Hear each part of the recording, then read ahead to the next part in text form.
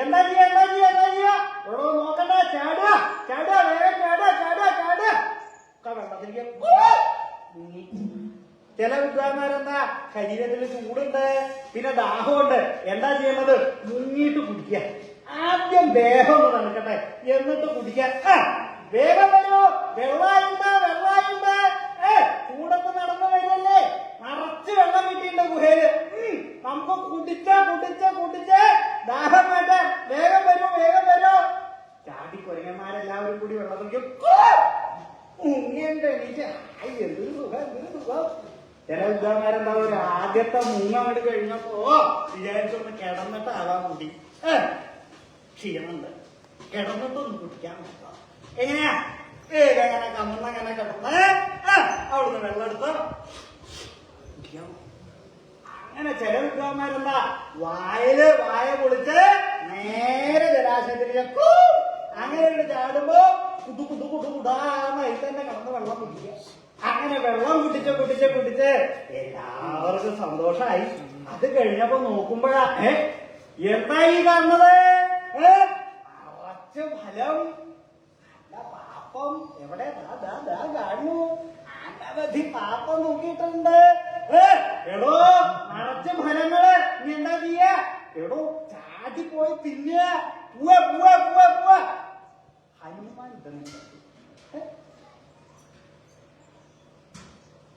പയ്യന്മാരെ പറഞ്ഞിട്ട് കാര്യമില്ല, ബുദ്ധികളാ.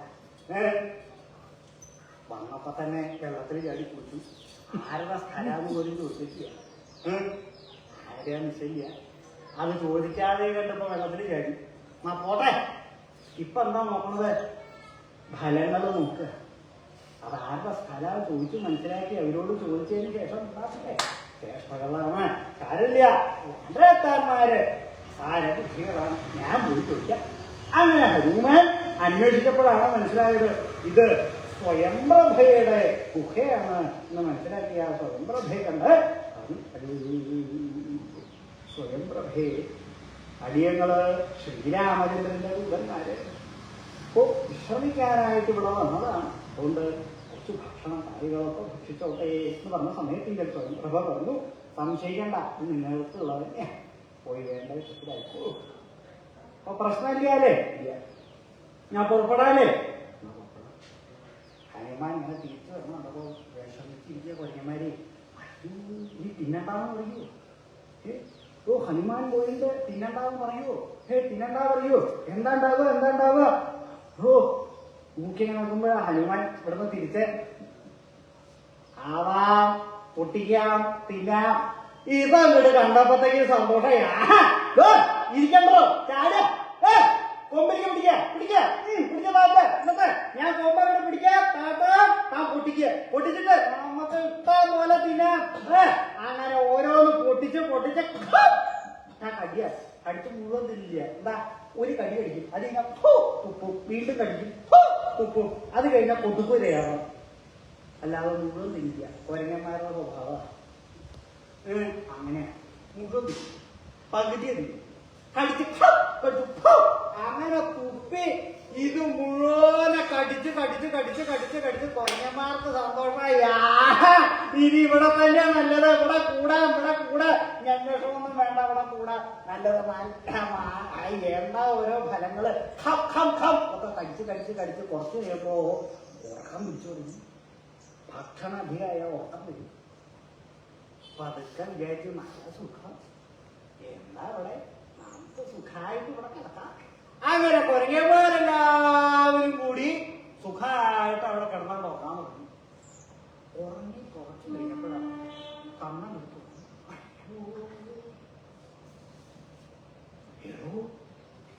സമയത്രി ഗുഹയുടെ ഉള്ളില്ല, പുറത്തു നോക്കിയ സമയം പറയാം. സൂര്യനെ വെച്ച് ഇവിടെ എന്താ പറയുന്നത്?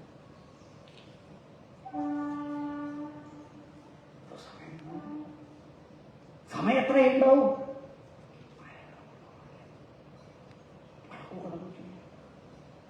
സുഗ്രീവൻ പറഞ്ഞ സമയം കഴിഞ്ഞിട്ടുണ്ടാവോ? ആലോചിക്കട്ടെ.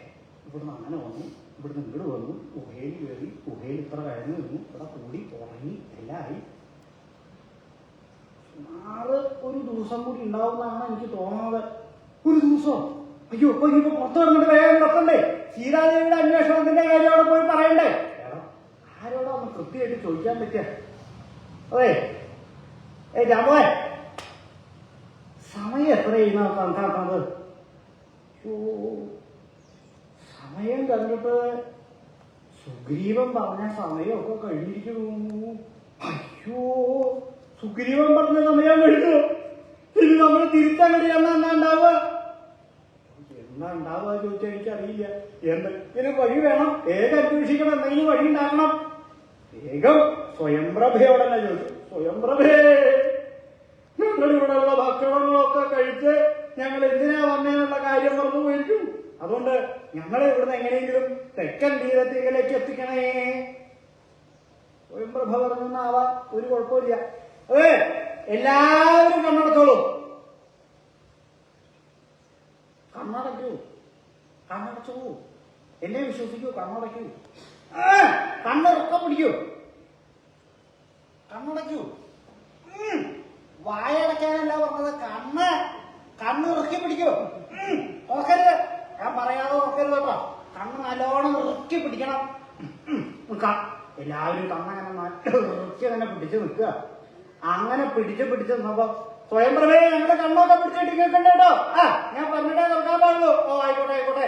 കണ്ണടച്ച അവസാനം ഇതിപ്പോ കുറച്ചേരം നമ്മൾ കണ്ണടയ്ക്കാൻ നോക്കിയിട്ട് കണ്ണു തുറക്കട്ടെ. സ്വയംപ്രഭ പറഞ്ഞിട്ടില്ലേ തുറക്കാൻ? കണ്ണു തുറക്കട്ടെ. സ്വയംപ്രഭ പറഞ്ഞിട്ടില്ലാന്ന് അപ്പഴേ തുറക്കാൻ പാടുള്ളൂ പറഞ്ഞില്ലേ? എനിക്ക് പേടിയാവുന്ന ഞാൻ കണ്ണു തുറക്കാട്ടോ. കണ്ണു തുറക്കെ. അയ്യോ, കുറച്ചും കൂടി അവിടെ ആയിരുന്നെങ്കിൽ സമുദ്രത്തില് അത് തുറന്നത് പെട്ടെന്ന് നന്നായി. ഇല്ലെങ്കിലോ ഉപ്പുവെള്ളം കുടിച്ചു പോകാൻ അറച്ചു കുടിക്കാൻ സമുദ്രത്തില് സിദ്ധി ഭാഗ്യായി ഇപ്പൊ അവിടെ വന്നത്. എന്റെ എളുപ്പത്തില് എന്താ ചെയ്യാൻ സാധിക്കുക? എല്ലാവരും എത്തി നോക്കുമ്പോ സമുദ്ര എന്താ സമുദ്രത്തിൽ ചെയ്യാൻ പറ്റുക? സീതാന്വേഷണം പറഞ്ഞത് അവസാനമായി, തെക്കൻ സമുദ്ര നീരായി. ഇനി ഇതിന്റെ അപ്പുറത്തേക്ക് കിടക്കാൻ സാധിക്കില്ല. അയ്യോ, ഇനിയിപ്പോ എന്തേ ചെയ്യാൻ സാധിക്കുക? എല്ലാവരും പരവശന്മാരായി. ജാമ്പവാന്റെ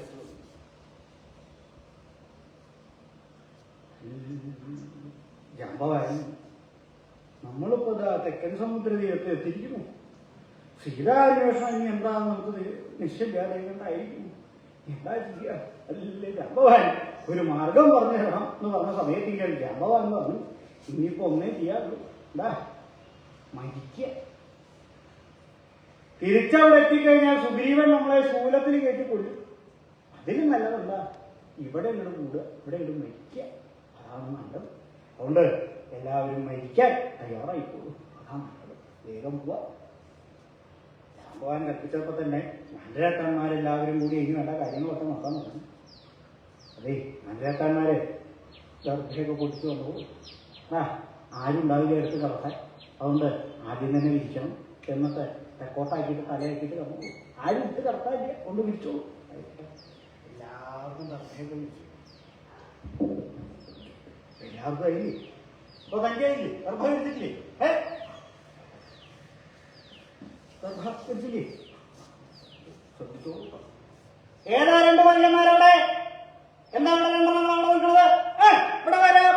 ഇവിടെ ദർഭ വിരിച്ച് ഇവിടെ കിടക്കാം. മൂലയ്ക്ക് അപ്പുറത്ത് പോയി കിടക്കാം. തൊടാൻ പാടില്ലെന്നുണ്ടോന്ന് അറിയില്ല, ഇഷ്ടമില്ല. അവിടെ പോയിട്ട് കിടക്കാം.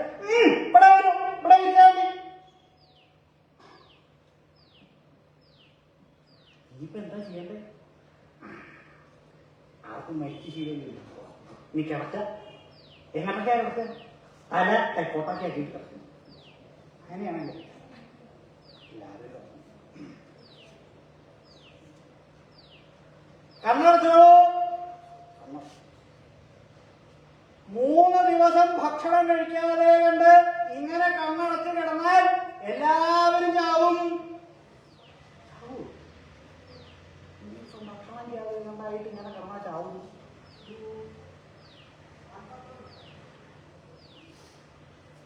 കിടന്നോളൂ കേട്ടോ. എല്ലാവരും കിടന്നു.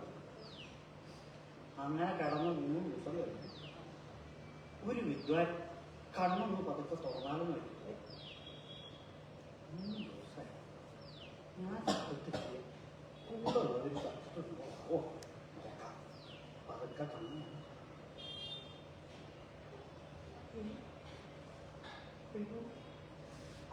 അയ്യോ ചത്ത് കിടക്കണോ? എല്ലാവരും ചത്ത് കിടക്കണോ? അയ്യോ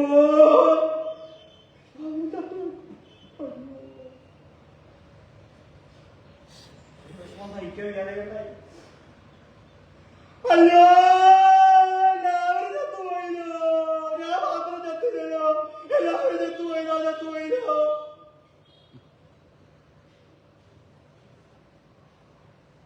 ഞാനിപ്പോ ഇവിടെ നടന്ന അലറിയിട്ട് എന്താ കാര്യം? ചത്തവരായിരിക്കും ഇരിക്കും. കുറച്ചു ദിവസം കൂടി ഇങ്ങേറ്റത്തെ വിദ്വാൻ ഈ നിലവിളി കിട്ടും. അയ്യോ ഞാൻ ചത്തുപോയില്ലോ, ബാക്കിയെല്ലാവരും ചത്തില്ലല്ലോ, ഞാൻ മാത്രം ചത്തില്ലല്ലോ എന്നുള്ളത് ഇങ്ങനെ കേട്ടു. അത് കേട്ടപ്പോൾ ആ വിദ്വാൻ പറഞ്ഞു നോക്കി, എവിടുന്ന ഒരു ശബ്ദം കേട്ടെ? എല്ലാവരും ചത്തു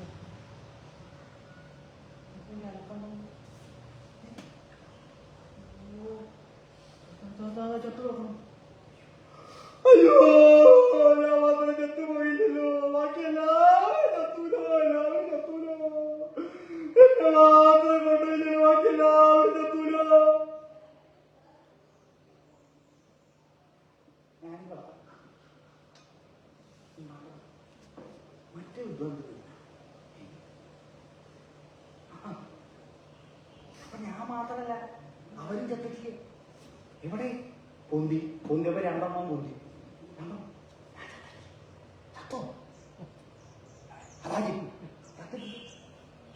നമ്മുടെ രണ്ടുപേരും മാത്രമേ ചാവാത്തുള്ളൂ. നമ്മൾ രണ്ടുപേരും ചത്തിട്ടില്ല. കയ്യൊന്നലക്ക് കയ്യൊന്നലക്ക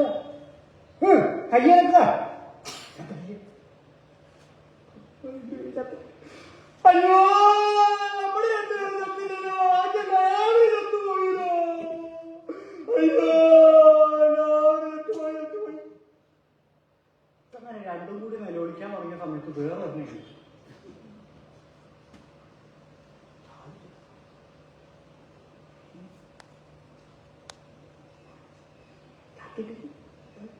ഞാൻ ചത്തിട്ടില്ല. നമ്മൾ ചത്തിട്ടില്ല. എത്ര പേര്? നമ്മൾ 3. ബാക്കിയൊക്കെ മറ്റൊക്കെ ചത്തു. നമ്മൾ 3 പേര്. അയ്യോ നമ്മള് 3 പേര് മാത്രം ചത്തുപോയില്ല, ബാക്കിയല്ല. താൻ നിർത്താതെ ഒരു കരച്ചില്. നമ്മൾ മാത്രം ചത്തിട്ടില്ല. നമ്മളിപ്പോ നീച്ചിരുന്നിട്ട് എന്താ കാര്യം? സുഗ്രീവന്റെ അടുത്തെന്നാ സുഗ്രീവൻ നമ്മളെ അവിടെ പോയി. അപ്പൊ എന്തോ ചെയ്യാൻ പറ്റും? കിടക്കുക. നമ്മള് മിണ്ടാണ്ട് കിടക്കേ. കുറച്ച് കഴിയുമ്പോ ഓരോന്ന് തല ഓരോന്നായിട്ട് പൊന്നാൻ തുടങ്ങി. ഞാൻ ചത്തിട്ടില്ല. തലയിൽ കൈ വെച്ചിട്ട് ചത്തിട്ടില്ല. ആരൊക്കെയൊക്കെ എത്തി നോക്കുന്നുണ്ട്. ചത്തിട്ടില്ല. അത് ഓരോന്നായിട്ട് പൊന്തി വരുന്നുണ്ട്. വേറെ അവിടെ കയറി കൂടിയിരിക്കുന്നത് നോക്കട്ടെ. ചിരിക്കണ്ട. ചത്തിട്ടില്ല. എവിടെ? അതാ ഇവിടെ ഓരോരുത്തരും ചിരിക്കണ്ട കേട്ടോ. ചത്തിട്ടില്ല. നടന്നു വരുന്നു. ചത്തിട്ടില്ല. നമ്മളാരും ചത്തില്ലേ? 3 ദിവസം ഭക്ഷണം കഴിക്കാതെ കണ്ട് തെക്കോട്ടൊക്കെ ആക്കി കിടന്ന ചാവുന്നല്ലേ പറഞ്ഞത്? എന്ത് ചാവാത്തെ? കാര്യം ചെയ്യുക. അതെന്താ ചാവാത്തെ ചോദിക്കണം. ആരോടാ ചോദിക്കുക? വ്യാപാരം വിളിക്കും. അല്ലേ ജാമ്പവാൻ എന്താ ഇപ്പൊ ഇങ്ങനെ വരാനുള്ളൊരു കാരണം? നമ്മൾ ആരും മരിച്ചില്ലല്ലോ. 3 ദിവസമായി നമ്മൾ ദർഭവിരിച്ച് തെക്കോട്ടൊക്കെ ഭക്ഷണം ഇല്ലാതെ കണ്ട് കിടക്കും. നമ്മളാരും മരിച്ചിട്ടില്ല. എന്താ ജാമ്പവാൻ അതിന്റെ കാരണം പറഞ്ഞു?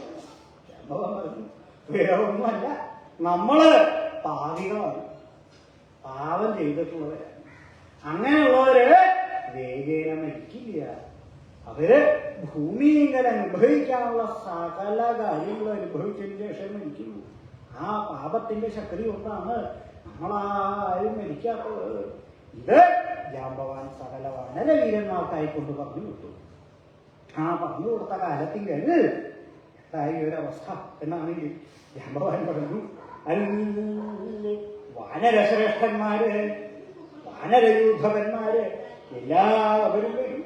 ഞാൻ നിങ്ങൾക്ക് മരിക്കാനായിക്കൊണ്ട് നിങ്ങളുടെ ശാപമോക്ഷത്തിനായിക്കൊണ്ട് രാമായണം കഥ പറഞ്ഞു തരാം. അതുകൊണ്ട് അല്ലേ വാനരവീരന്മാര് എല്ലാവരും ഇടയ്ക്ക് വരൂ എന്ന് പറഞ്ഞ സമയത്തേക്ക് ആ വാനരത്താന്മാരെല്ലാവരും അതിന് ശേഷം ആ ജാമ്പവാനാകട്ടെ രാമായണം കഥ പറയാനായിക്കൊണ്ട് ആരംഭിച്ചു.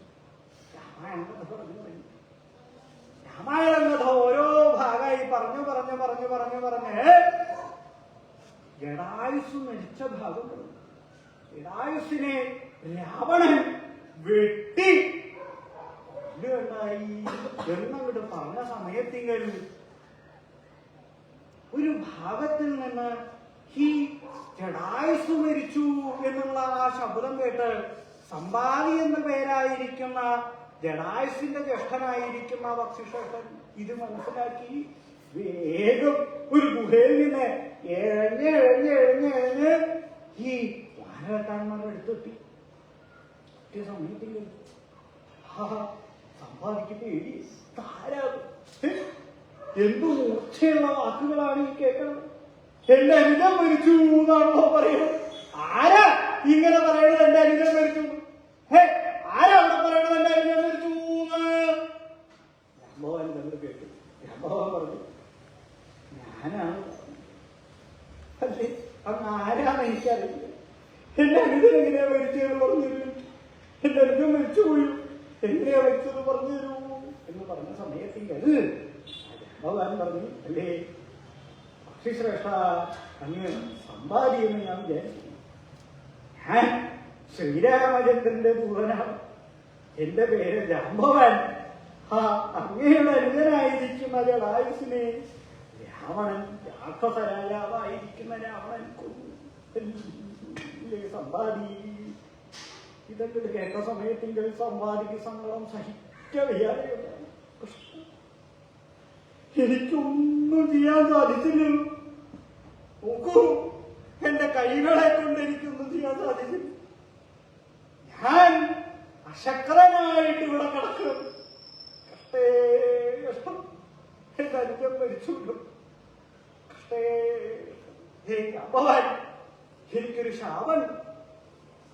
എപ്പോഴാണ് എനിക്ക് ശാപമോക്ഷം കിട്ടുക എന്നാണെങ്കിൽ രാമായണം കഥ മുഴുവനായിട്ട് കേൾക്കുന്ന സമയത്തെങ്കിൽ എനിക്ക് എന്റെ ചിറകുകൾ വീണ്ടുണ്ടാവും. പണ്ട് ഞാനും എന്റെ അനുജനായിരിക്കുന്ന ജടായുസും കൂടി ആദിത്യമണ്ഡലം ലക്ഷ്യമാക്കിക്കൊണ്ട് ഉയർന്നങ്ങനെ പറന്നു കിടക്കുന്ന കാലത്തിങ്കൽ ഞാൻ നോക്കിയപ്പോ എന്റെ അനുജൻ ആദിത്യമണ്ഡലത്തിന്റെ അടുത്തെത്താറായി.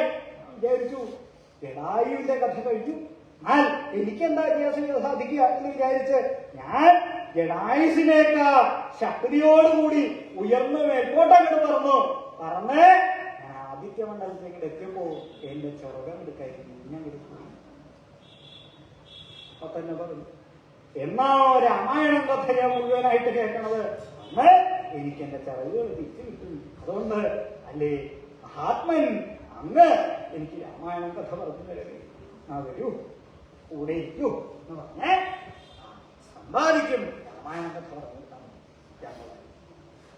അങ്ങനെ രാമായണ കഥ പറഞ്ഞു പറഞ്ഞു പറഞ്ഞു പറഞ്ഞ് അവസാനം തെക്കൻ സമുദ്ര തീരത്തിലെത്തി എന്നുള്ള കഥ വരെ സകല വാനരത്താന്മാർക്കായി കൊണ്ട് പറഞ്ഞു കൊടുത്തു.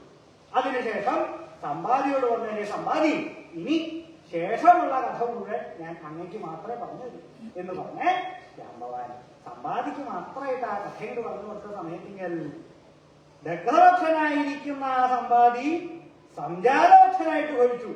ചിറകങ്ങനെ വർദ്ധിക്കാൻ തുടങ്ങി. കയ്യിൽ നിന്ന് ചിറകാനും മുളച്ച് വലിയ ചിറകായി. ആ ചിറകങ്ങനെ ഉയർത്തിപ്പിടിച്ച് ആകാശമാർഗത്തിങ്കിലേക്ക് ഉയർന്നിട്ട് പറഞ്ഞു, അല്ലേ വനശ്രേഷ്ഠന്മാരെ, ഞാൻ കാണൂ ലങ്കയിങ്കൽ അശോകോദ്യാനത്തിങ്കൽ ശിംശിമാവൃക്ഷം പോലെ കലയായിരിക്കുന്ന സീതയെ ഞാൻ കാണുന്നു.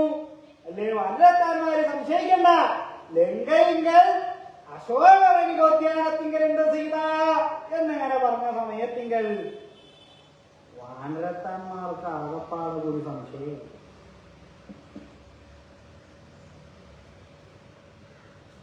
എന്താ അവസ്ഥ? അങ്ങനെ ഇരിക്കണേ,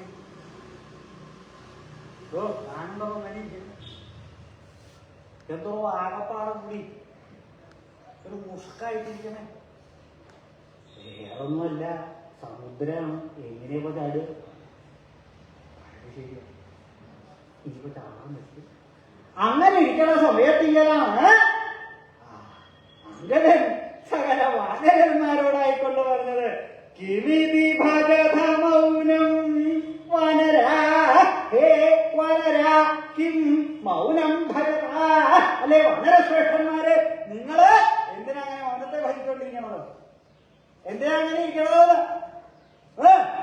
ഉത്സാഹമാവട്ടെ, ഉത്സാഹമാവട്ടെ, പോരട്ടെ. ഇവിടെ ഇങ്ങനെ ഇരിക്കുന്ന ഒരു രസമില്ല. സന്തോഷിച്ചിരിക്കോ? ഞാൻ വഴിയുണ്ടാക്കി തരാം. നിങ്ങളുടെ ഇപ്പത്തെ അവസ്ഥ എന്താ? നിങ്ങളുടെ അവസ്ഥ എന്താ? സകലരചിത കൊണ്ടോർ ലംഘനേ കുണ്ഠിതാശ. സകലരചിതമായിരിക്കുന്ന കുണ്ഡത്തിന്റെ ഉല്ലംഘനത്തിങ്കൽ കുണ്ഠിതാശന്മാരാണ്. സകലരചിതമായിരിക്കുന്ന കുണ്ഡം എന്താണ്? സകരപുത്രന്മാരാൽ നിർമ്മിതമാണ് എന്ത്? സാഗരം. സാഗരം എന്ന് പറഞ്ഞിട്ടുള്ളത് അങ്ങനെയുള്ള മനുഷ്യനിർമ്മിതമായിരിക്കുന്ന സാഗരത്തെ ധരിക്കുവാനായിക്കൊണ്ട് കുണ്ഠിതാശന്മാരാണ് നിങ്ങൾ. അതങ്ങനെ ഇരിക്കണത്. പേടിക്കണ്ട. അതെന്താ കാണുന്നതെന്ന് മനസ്സിലായോ? എന്താ കാണുന്നതെന്ന് മനസ്സിലായോ? സകരപുത്രന്മാരുണ്ടാക്കിയ കുഴി, ആ കുഴിയിൽ നിന്ന് കുറച്ച് വെള്ളം വന്നു, അതാണ് സാഗരം. അങ്ങനെയുള്ളതാ സാഗരം.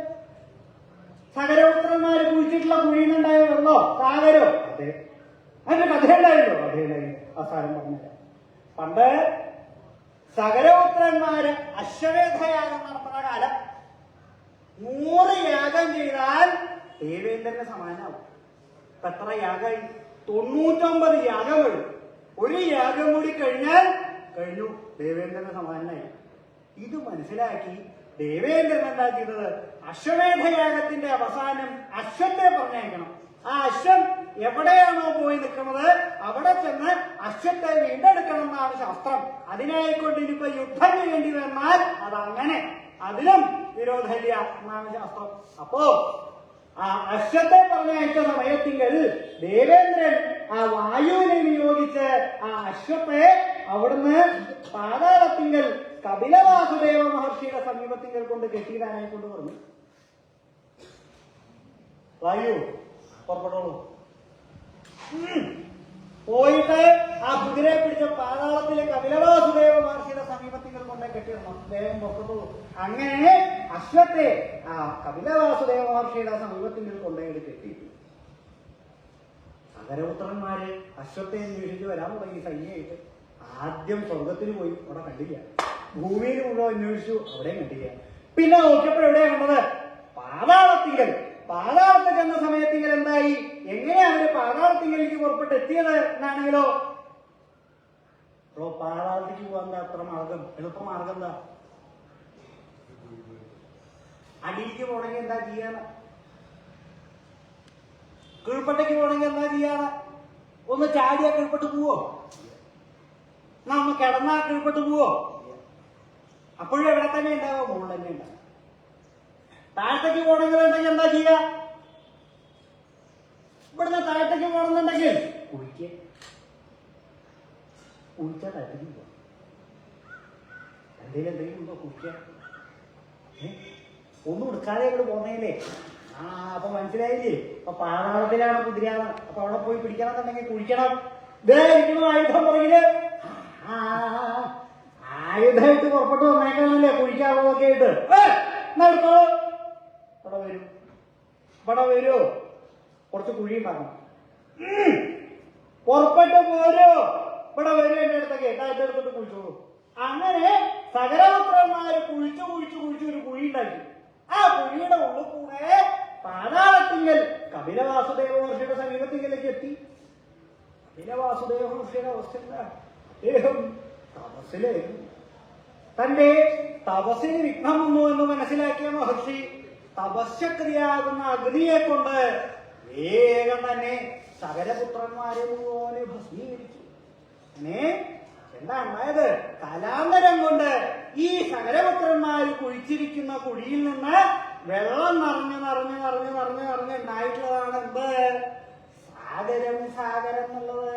അങ്ങനെ ആ മനുഷ്യനിർമ്മിതമായിരിക്കുന്ന കുഴിയിൽ നിന്ന് ഉത്ഭവിച്ചിട്ടുള്ള ഈ സമുദ്രത്തെ ധരിക്കുവാനായിക്കൊണ്ട് അല്ലേ വണ്ണത്താന്മാരെ നിങ്ങൾ അസമർത്ഥന്മാരായിട്ട് ഭവിച്ചു എന്നുണ്ടെങ്കിൽ നിങ്ങളെ എനിക്ക് ഒന്നേ വിളിക്കാവുള്ളൂ. എന്താ? മാനഹീൻ.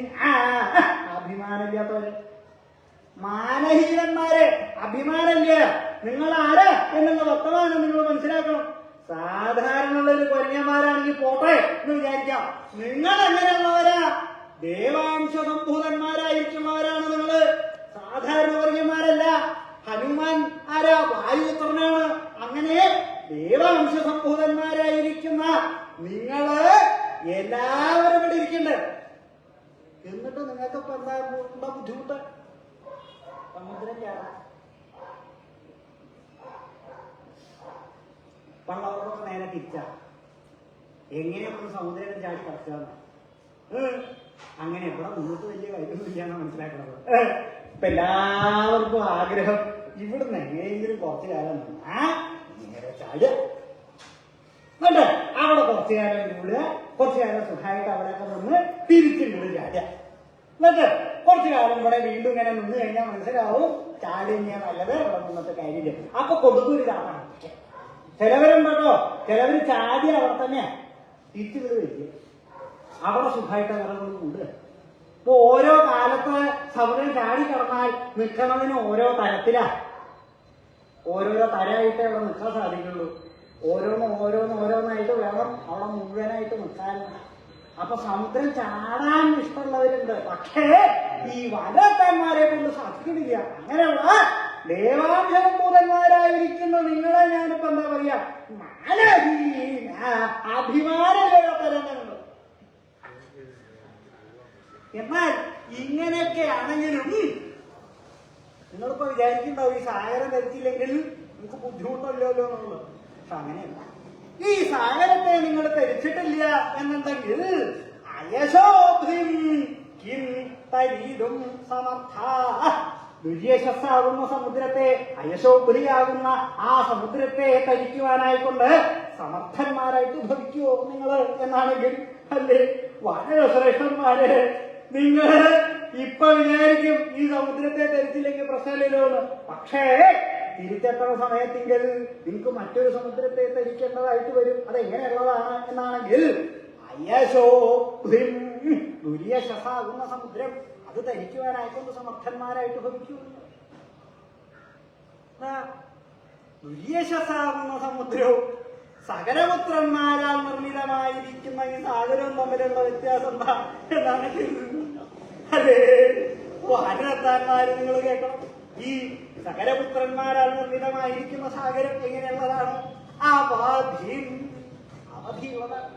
എവിടെയാ തുടങ്ങുക, എവിടെയാ അവസാനിക്കുക, എത്ര യോജനയുണ്ട്, ഇതിനൊക്കെ ഒരു കണക്കുണ്ട്. എന്നാൽ വിദേശത്താകുന്ന സമുദ്രോ അനവധി, അനവധിയാണ്.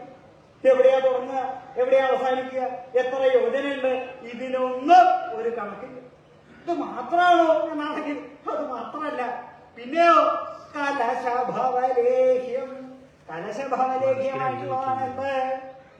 ഈ സമുദ്രം, ഈ സാഗരം, സാഗരം എന്ന് പറഞ്ഞിട്ടുള്ളത് കലശഭവലേഹ്യമായിട്ടുള്ളതാണ്. അഗസ്ത്യ മഹർഷി ആചരിച്ചിട്ട് ഇതിലത്തെ വെള്ളം മുഴുവനെ വറ്റിച്ചിട്ടുണ്ട്. പക്ഷേ ആ ദുര്യശസ്സാകുന്ന സമുദ്രത്തിന്റെ അവസ്ഥ എങ്ങനെയാണ് എന്നാണെങ്കിൽ ആ കലശഭവലേഹ്യം, ആ കലശഭവലേഹ്യമായിട്ടുള്ളതാണ്. അഗസ്ത്യ മഹർഷി എത്ര ആചരിച്ചിട്ടും കാര്യമില്ല, അതിലത്തെ ഒരു തുള്ളി വെള്ളം വറ്റിക്കാനായിട്ട്. അത് മാത്രമാണോ എന്നാണെങ്കിൽ അത് മാത്രമല്ല. പിന്നെയോ എങ്ങനെയുള്ളതാണെന്നാണെങ്കിൽ ശമം ബടവാമുഖാഗ്നി വിചാരിച്ചാൽ ഈ സാഗരത്തിലെ വെള്ളം മുഴുവൻ ഇല്ലാതെ ഉണ്ടാക്കാൻ സാധിക്കും. എന്നാൽ ദുര്യശസാകുന്ന സമുദ്രത്തിലെ ഒരവസ്ഥ എങ്ങനെയാണ് എന്നാണെങ്കിൽ ദുശമം ബടവാദ്യൈ, ബടവാമുഖാഗ്നി വിചാരിച്ചാൽ പോലും അത് ശമിപ്പിക്കാനായിക്കൊണ്ട് സാധിക്കില്ല. അങ്ങനെ എന്തായി ഒരവസ്ഥ എന്നാണെങ്കിൽ ഈ ദുര്യശസാകുന്ന സമുദ്രത്തിന്റെയും സകലപുത്രന്മാരാൽ നിർമ്മിതമായിരിക്കുന്ന സാഗരത്തിന്റെ ഒരവസ്ഥ എന്തായി തീർന്നു എന്നാണെങ്കിൽ, അല്ലേ വാനരത്താന്മാര്, നിങ്ങള് ഈ ദുര്യശസാകുന്ന സമുദ്രത്തെ തരിക്കുവാനായിക്കൊണ്ട് സമർത്ഥന്മാരായിട്ട് ഭവിച്ചു എന്ന് വളരെ സംശയമാണ് എനിക്ക്. നിങ്ങൾ വിചാരിക്കുന്നുണ്ടാവും ഇതങ്ങോട്ട് കഴിഞ്ഞു കഴിഞ്ഞാൽ തിരിച്ചങ്ങോട്ട് ചെന്നാൽ എന്താ സംഭവിക്കുക എന്നാണെങ്കിൽ, നിങ്ങള് തിരിച്ചുവിടുന്ന അങ്ങോട്ട് പുറപ്പെടും. പുറപ്പെട്ടു വരുന്നുണ്ട്. ഏതാ പറയും? തെക്കൻ ദിക്കിങ്ങളിലേക്ക് പുറപ്പെട്ടുള്ള വാനരശ്രേഷ്ഠന്മാര്, അംഗദാദി വാനരവീരന്മാര് എവിടെ? വരുന്നു. രാമചന്ദ്രന്റെ കാണും. സുഗ്രീവ ആരൊക്കെയോ വരുന്നുണ്ട്. എവിടെ? ഇവിടെ നോക്കൂ. ആരൊക്കെയോ വരുന്നതാണ്. ഇന്നില്ല, അങ്ങോട്ട് നോക്കണോ? ആരൊക്കെയോ വരുന്നുണ്ട്. ആരാ നോക്കുന്നത്? സ്വാമി, അത് തെക്കൻ ദിക്കിങ്ങളിലേക്ക് പുറപ്പെട്ടുള്ള വാനരക്കാന്മാര്. ആര്? അംഗദാദി വാനരവീരന്മാര്. എവിടെ?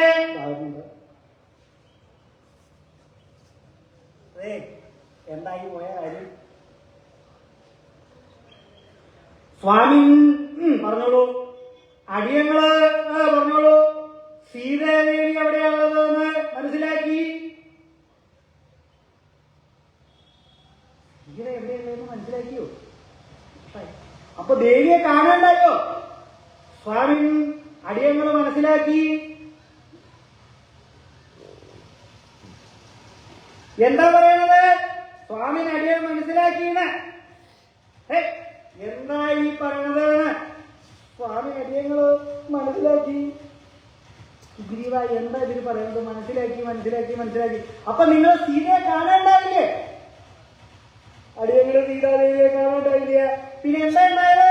ഞങ്ങള് കേട്ടു. എന്താ കേട്ടെ? സീതാദേവി ലങ്കയിലുണ്ടാവുക. കേട്ടിട്ട് ഇങ്ങോട്ട് പോരെ. സുഗ്രീവ, ആ വാനരത്താന്മാരെ ഇവരായിട്ട് കൂട്ടിത്തൊടിക്കണ്ടോ? ഭയങ്കര മോശ. കേട്ടിട്ട് പോന്നിരിക്കണു സീത എവിടെയുള്ളതെന്ന്. കണ്ട് മനസ്സിലാക്കി വരാൻ പറഞ്ഞതാ. എന്നിട്ട് ഇപ്പൊ എന്നുണ്ടായേ? കേട്ടിട്ട് പോന്നിരിക്കണു. സുഗ്രീവ, ആ കൊരങ്ങന്മാരെ മാറ്റി വിട്ടുകൊള്ളൂ. ഇവരായിട്ട് തൊടിക്കണ്ട. ഇങ്ങനൊരു തീപ്പം സമയവും നമ്മളെ കൂടെ. അതുകൊണ്ട് അല്ലേ വാനരശ്രേഷ്ഠന്മാര് പുറപ്പെടൂ, ഉത്സാഹികളാവൂ. നിങ്ങളാരാ? നിങ്ങള് ശ്രീരാമചന്ദ്രന്റെ ദൂതന്മാര്.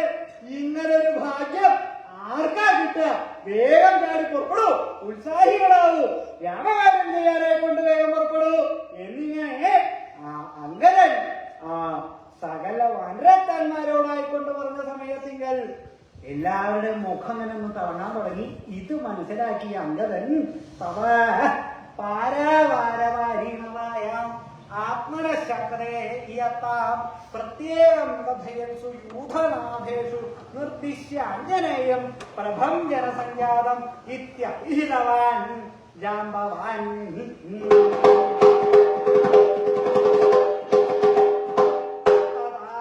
അനന്തരം പാരാവാരത്തിന്റെ വാരീണതയെങ്കിൽ ആത്മനശക്രേ യത്താം ആത്മാവിന്റെ ശക്തിയുടെ ഇയത്തെ പ്രത്യേകം കഥയൽസു യൂഥനാഥേഷു യൂഥനാഥന്മാരോട് പ്രത്യേകം കഥയൽസുക്കളായിരിക്കുന്ന സമയത്തിങ്കൽ അംഗദൻ ഇങ്ങനെ എല്ലാവരെയും ഉദ്ഘോഷിപ്പിച്ച സമയത്തിങ്കൽ പറഞ്ഞു, അല്ലേ വാനരന്മാരെ ഉത്സാഹികളായിക്കോളൂ, വേഗം ചാടോ, വേഗം പുറപ്പെട്ടോളൂ. ഇനി ഇവിടെ നിൽക്കണ്ട, വേഗം പുറപ്പെട്ടോളൂ. മാത്രമല്ല പിന്നെന്താ, അങ്ങനെ ഒരു കാര്യം കൂടി പറഞ്ഞു. അവനവന്റെ ശക്തിയെ കുറിച്ച് ഇവിടെ പറയണം. എന്താ 100 യോജനയാണ് ഈ സമുദ്രം കിടക്കുന്നത്. ഇത് ചാടിക്കിടക്കാനായിക്കൊണ്ട് ശക്തിയുള്ളവര് വേഗം ഇവിടെ വരൂ എന്ന് പറഞ്ഞ സമയത്തില് ഉത്സാഹികളായി. ആദ്യം പോകുന്നോ ശക്തി പറയാൻ? എത്രയുണ്ട് ശക്തി ചാടാൻ? എന്തോ അമ്മേനിക്കുന്നത് ചാടാൻ? സമുദ്രം ചാടാത്ത ശക്തി വരുന്നുണ്ട്. സമുദ്രം ചാടാൻ നന്നായി. ഇവിടെ വന്നോളൂ. എത്ര ചാടാം? നമസ്കരിച്ചോണ്ടല്ലോ സ്വാമി. അടിയൻ ഒരു 10 യോജന. 10 യോജനയുടെ കാര്യം നടക്കില്ല. 100 യോജന സമുദ്രം. 10 യോജന ചാടിയാൽ എന്താ ഉണ്ടാവുമെന്നറിയോ? സമുദ്രത്തിന് വരും. വെള്ളം കുടിച്ച് ബുദ്ധിമുട്ടാ.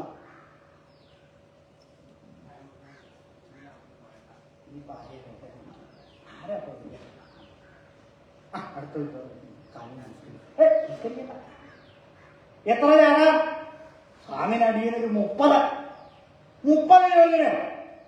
70 വല്ല 30 കാര്യം ശരിയാവില്ല. നല്ല സന്തോഷമായി, ഉത്സാഹിയാണല്ലോ. നന്നായി. അപ്പത്തേക്കും വേറെ യുദ്ധം വന്നു. വേഗം വന്നു. സ്വാമി അടിയൻ ഒരു 70 പോരാ, 30 വല്ല. ഇപ്പൊ എത്ര ചാടാന്ന് അന്വേഷിക്കണോ? ചാട്ടക്കാരെ അന്വേഷിക്കണോ? വിളിച്ചോളൂ. നല്ല ആൾക്കാരെ ഉണ്ടെങ്കിൽ വിളിച്ചോളൂ. ഇപ്പൊ തന്നെ വിളിച്ചു പറഞ്ഞോളൂ. കൂടെ ചാടാൻ കേമന്മാരായിട്ടുള്ള ആൾക്കാരെ കൊണ്ട് വിളിച്ചോളൂ. 100 യോജനയാണ് ചാടുന്നത്. മറക്കണ്ട, ചാട്ടക്കാരെ വേഗം വിളിച്ചോളൂ കേട്ടോ. ഓരോരുത്തരേക്ക് വരാൻ തുടങ്ങി. എത്ര ചാടാം? പ്രാവിനടിയൻ 90. അങ്ങനെ സന്തോഷായി. ഒരാളെ കൂടി കണ്ടാൽ 100. വരട്ടെ 100 യോജന ചാടാൻ കേമനായിട്ടുള്ള ആള് വരട്ടെ. എവിടെ നോക്കട്ടെ. ഇതായിരിക്കണോ? വരൂ. എത്ര ചാടാം? ഇപ്പൊ പറയുന്ന എന്താ വിചാരിച്ചു? 100 എത്ര ചാടാം? സ്വാമിനടിയാൻ ഒരു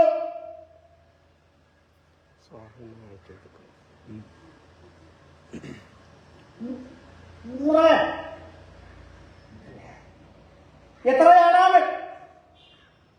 സ്വാമിനടിയാനോ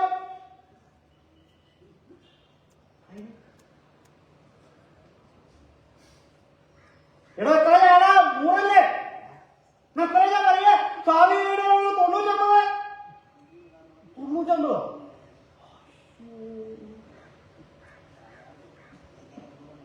99 പറ്റുള്ളൂ. 1 യോജന വെള്ള, അത് മതി സിദ്ധി. അപ്പൊ 99 പറ്റുള്ളൂ എന്നാ പറയണത്. 99 തന്നെ പറ്റുള്ളൂ. കാര്യം ഞാൻ കഴിഞ്ഞു. അടുത്ത ആളോടുകൂടി 100 സന്തോഷമായി.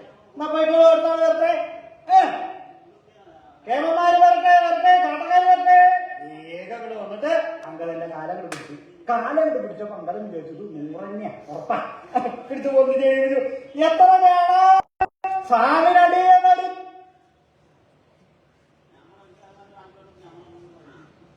പറ. 100. എത്ര ചാടാണ്? ചാട പറഞ്ഞ. സ്വാമിനടിയൻ 99 മുക്കാല്. 99 എത്ര? മുക്കാല്. നിനക്ക് മനസ്സിരുത്തിട്ട് അതൊന്ന് 100 കൂടെ? ഇല്ല, പറ്റില്ല. 99 മുക്കാലേ പറ്റൂ. ആ കാല് വെള്ള ധാരാളം മതി സിദ്ധി കൂടെ. അപ്പൊ 99 മുക്കാലേ പറ്റൂലേ? അടുത്ത വിധാനങ്ങളോടി കഴിഞ്ഞൂലോ. എത്ര ചാടാം? സ്വാമിനടിയൻ ഒരു 100. ചാട്ടക്കാരൻ വരുമ്പോ ഞാൻ നോക്കിയിരിക്കുന്നു. ഇവിടെ വരുമോ? എന്നെ തന്നെ ഇവിടെ വരുമോ? 100 ചാട്ടം 100. എത്ര? 99 മുക്കാൽ അരക്കാല്. എന്താ പറഞ്ഞത്? 99 മുക്കാൽ അരക്കാല്. അതെന്തിനു നോക്കാതെ? 99 മുക്കാൽ കേട്ടിട്ടുണ്ട്. ഇതെന്താ? സ്വാമി 99 മുക്കാൽ അരക്കാലാണ്. ഒരു കാലും അരക്കാലും 100 കൂടെ നിനക്ക്. എനിക്ക് 99 മുക്കാൽ അരക്കാലേ പറ്റൂ. ചാടിയിട്ട് വലിയ കാര്യമൊന്നുമില്ല. വെള്ള ചുറ്റി കൂടിക്കോളൂ.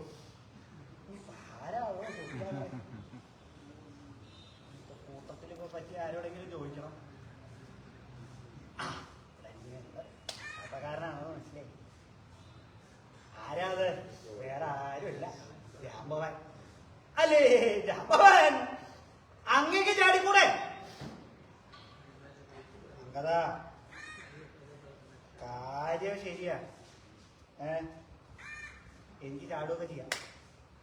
എന്റെ യൗവനകാലത്ത് ഞാൻ ഉദയം പർവ്വതം മുതൽക്ക് അസ്തമനം പർവ്വതം വരെ ചാടിയിട്ടുണ്ട് എന്റെ യൗവനകാലത്ത്. പക്ഷെ ഇപ്പോ പ്രായശി കണ്ണു പിടിക്കുക, കണ്ണ് വേരാവുന്ന കാണില്ല. അപ്പൊ ഞാൻ ലങ്കയ്ക്ക് മനസ്സിലേക്ക് ഇവിടുന്ന് ഒരൊറ്റ ചാട്ടാണ് ചാടിയാൽ ലങ്ക കഴിഞ്ഞ് വേറെ എവിടെയെങ്കിലും വന്ന് വീഴും ഞാൻ. ഇനി അഥവാ ഞാൻ ലങ്കയിൽ എത്തിയെന്ന് വിചാരിക്കുമോ തിരിച്ച് എങ്ങോട്ട് ചാടിയാലോ കിടക്കന്നെ ആവണമെന്നില്ല, വേറെ എവിടെയെങ്കിലും പോയി വീഴും. അതുകൊണ്ട് അങ്ങനെ ഞാൻ വിചാരിക്കാൻ നടക്കില്ല. അങ്ങേക്ക് ചാടിക്കൂടെ? അങ്ങനെ അങ്ങ് വിചാരിക്കാൻ സാധിക്കുമല്ലോ.